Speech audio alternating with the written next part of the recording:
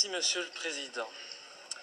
Messieurs les ministres, chers collègues, la Belgique est bien le pays du surréalisme. Ce matin, on apprend dans la presse que l'armée belge est incapable de lutter contre les quelques militaires extrémistes aux convictions islamistes radicales qui existent en son propre sein et qu'il est impossible de les licencier faute de moyens juridiques suffisants.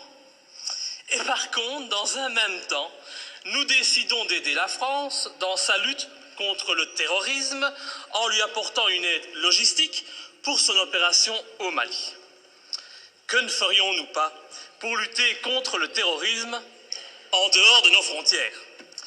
J'espère juste que nous aurons bien veillé à ne pas envoyer pour cette opération antiterroriste au Mali ces fameux soldats belges islamistes. Je le dis sous la forme de l'humour, mais ce qui se passe actuellement dans le monde ne me fait pas rire du tout. Ça ne me fait pas rire car sans aucun doute, les dirigeants de nos pays occidentaux sont en train de pendre les peuples pour des imbéciles avec l'aide et le soutien de la presse, qui n'est plus aujourd'hui qu'un organe de propagande des pouvoirs en place. Un peu partout dans le monde, les interventions militaires et les déstabilisations de régimes deviennent de plus en plus fréquentes. La guerre préventive est devenue la règle. Et aujourd'hui, au nom de la démocratie ou de la lutte contre le terrorisme, nos États s'octroient le droit de violer la souveraineté de pays indépendants et de renverser des dirigeants légitimes. Il y a eu l'Irak et l'Afghanistan, ces guerres du mensonge américain, sont venues par la suite la Tunisie, l'Égypte, la Libye, où, grâce à vos décisions, notre pays a participé en première ligne à des crimes contre l'humanité pour renverser à chaque fois, des régimes progressistes et modérés et pour les remplacer par des régimes islamistes dont, et c'est quand même bizarre, la première volonté fut d'imposer la charia. Il en est de même actuellement en Syrie, où la Belgique finance honteusement l'armement des rebelles islamistes qui tentent de renverser Bachar al-Assad. Ainsi, en pleine crise économique, alors que de plus en plus de Belges ont des difficultés pour se loger, se nourrir, se chauffer ou se soigner, et oui, j'entends déjà le sale populiste que je suis, eh bien le ministre des Affaires étrangères, il a décidé d'offrir aux rebelles syriens 9 millions d'euros. Bien sûr, on tentera de nous faire croire que cet argent servira à des fins humanitaires, un mensonge de plus. Et comme vous le voyez, depuis des mois, notre pays ne fait que participer à la mise en place de régimes islamistes dans le nord de l'Afrique et au Moyen-Orient. Alors, quand on vient prétendre partir en guerre pour lutter contre le terrorisme au Mali, eh bien, j'ai bien envie de rire. C'est faux. Sous des apparences de bonnes actions, nous n'intervenons que pour défendre des intérêts financiers, dans une totale logique néocolonialiste. Il n'est véritablement pas cohérent de partir aider la France au Mali au nom de la lutte contre le terrorisme islamiste, lorsqu'au même moment, on soutient en Syrie le renversement de Bachar al-Assad par des rebelles islamistes qui souhaitent imposer la charia, comme c'est déjà le cas en Tunisie ou en Libye. Il faut vraiment arrêter de nous mentir et de prendre les gens pour des imbéciles. Le temps est au contraire venu pour dire la vérité. En armant les rebelles islamistes comme les Occidentaux ont auparavant armé Oussama Ben Laden, cet ami des Américains avant qu'ils ne se retournent contre lui, eh bien les pays occidentaux en profitent pour implanter dans les nouveaux pays conquis des bases militaires tout en favorisant leurs entreprises nationales.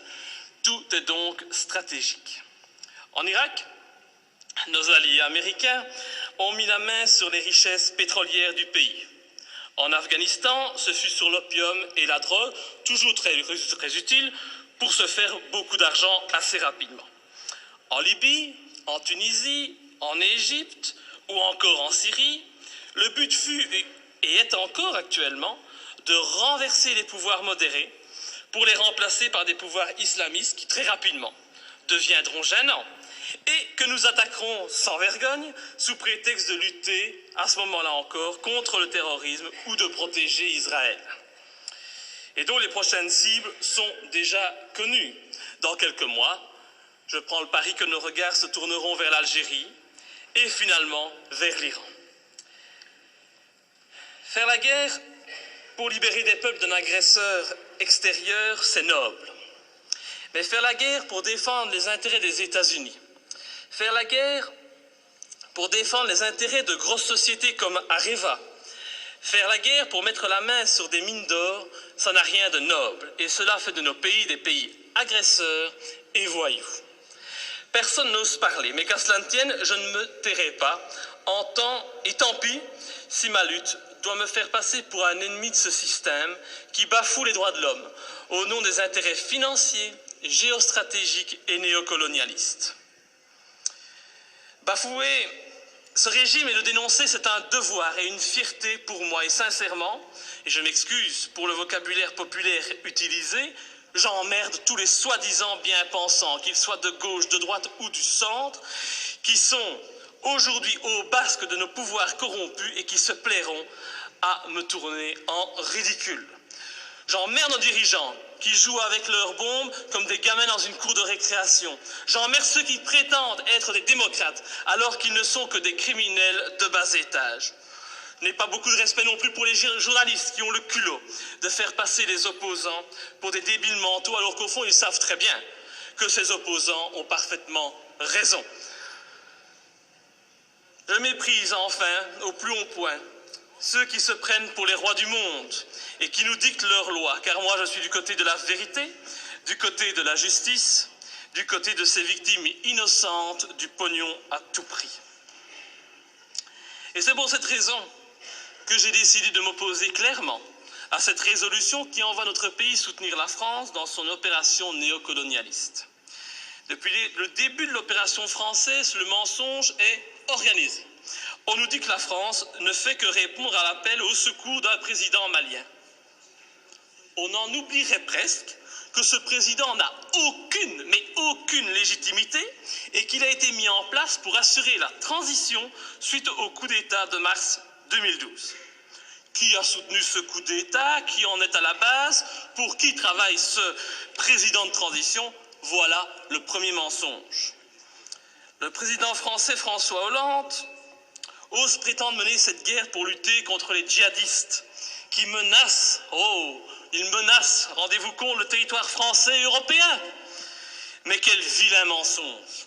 En reprenant cet argument officiel, tout en profitant pour effrayer la population, en augmentant le niveau de la menace terroriste, en mettant en œuvre le plan Vigipirate, nos dirigeants et les médias font preuve d'un culot inimaginable. Comment peut-on oser sortir un tel argument alors que la France et la Belgique n'ont pas hésité à armer et soutenir les djihadistes en Libye et que ces mêmes pays continuent actuellement à soutenir ces djihadistes en Syrie? Ces prétextes ne servent qu'à cacher des desseins stratégiques et économiques. Nos pays n'ont même plus peur de l'incohérence car tout est fait pour la cacher. Mais l'incohérence est pourtant bien présente. Ce n'est pas demain que vous verrez un Malien venir commettre un attentat en Europe. Non, à moins qu'on en crée un subitement pour mieux justifier encore cette opération militaire. On a bien créé le 11 septembre pour justifier l'invasion, l'arrestation arbitraire, la torture et le massacre de populations innocentes. Alors créer un terrorisme malien, bon, ça ne doit pas être trop compliqué pour nos dirigeants sanguinaires. Un autre argument utilisé pour justifier ces derniers mois les opérations militaires, c'est la protection des droits de l'homme. Ah, cet argument est encore utilisé aujourd'hui pour justifier la guerre au Mali. Mais oui, nous devons agir, car sinon les méchants islamistes radicaux vont imposer la charia au Mali, lapider les femmes et couper les mains des voyous. Oh, c'est vrai que l'intention elle est noble et salvatrice, c'est sûr. Mais pourquoi alors? Mais pourquoi, bon Dieu, nos pays ont-ils alors participé à l'accession au pouvoir en Tunisie et en Libye d'islamistes qui ont décidé d'appliquer cette charia dans ces pays qui étaient, il n'y a pas si longtemps de cela encore, modernes et progressistes? Je vous invite à demander aux jeunes Tunisiens qui sont à la base de la révolution de Tunisie s'ils sont heureux de leur situation actuelle. Tout cela, c'est de l'hypocrisie. L'objectif de cette guerre au Mali est très clair. Et puisqu'on n'en parle pas, je vais en parler. L'objectif, c'est de lutter contre la Chine et permettre à notre allié américain de maintenir sa présence en Afrique et au Moyen-Orient. C'est cela qui guide ces opérations néocolonialistes. Et vous verrez, quand l'opération militaire sera terminée, la France conservera bien entendu des bases militaires au Mali, Ces bases serviront aussi aux Américains. Et en même temps, parce que ça se passe toujours comme ça, des sociétés occidentales mettront la main sur des contrats juteux qui priveront de nouveau les pays recolonisés de leurs richesses et de leurs matières premières. Alors, soyons bien clairs, les premiers bénéficiaires de cette opération militaire, ce seront les patrons et les actionnaires du géant français Areva, qui tentent depuis des années d'obtenir l'exploitation d'une mine d'uranium à Faléa, une commune de 17 000 habitants située à 350 km de Bamako. Et je ne sais pas pourquoi, mais mon petit doigt me dit qu'il ne faudra pas longtemps pour qu'Areva puisse enfin exploiter cette mine. Je ne sais pas, c'est une impression que j'ai. Il est donc hors de question que je participe à cette colonisation minière, cette colonisation des temps modernes. Et pour ceux qui doutent de mes arguments, je les invite sincèrement à se renseigner sur les richesses du Mali. Le Mali est un grand producteur d'or, mais depuis peu, il a été désigné, comme étant un pays qui offre un environnement de classe mondiale pour l'exploitation d'uranium. Mais comme c'est bizarre, un pas de plus vers une guerre contre l'Iran, c'est une évidence. Pour toute cette raison, et afin de ne pas tomber dans les pièges du mensonge que l'on nous tend, j'ai décidé de ne pas soutenir cette intervention au Mali. Je voterai donc contre. Et ce faisant, je fais preuve de cohérence, puisque je n'ai jamais soutenu par le passé nos interventions criminelles en Libye ou en Syrie, me profilant de la sorte comme le seul parlementaire de ce pays à défendre la non-ingérence et la lutte contre les intérêts obscurs. Je pense vraiment qu'il est grand temps de mettre un terme à notre participation à l'ONU ou à l'OTAN et de sortir de l'Union européenne si cette Europe, au lieu d'être un gage de paix, devient une arme d'attaque et de déstabilisation de pays souverains aux mains d'intérêts financiers et non plus humanistes. Enfin, je ne peux qu'encourager notre gouvernement à rappeler au président Hollande les obligations qui résultent de la Convention de Genève en matière de respect des prisonniers de guerre.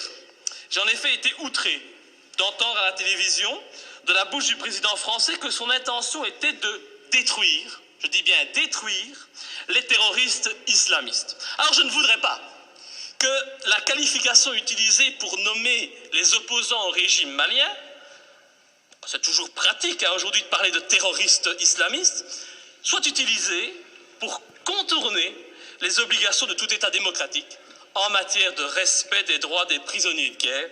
Nous attendons un tel respect de la patrie des droits de l'homme. Enfin, et pour terminer, permettez-moi de souligner la légèreté avec laquelle nous décidons de partir en guerre. Tout d'abord, le gouvernement agit sans la moindre autorisation du Parlement, il paraît qu'il en a le droit.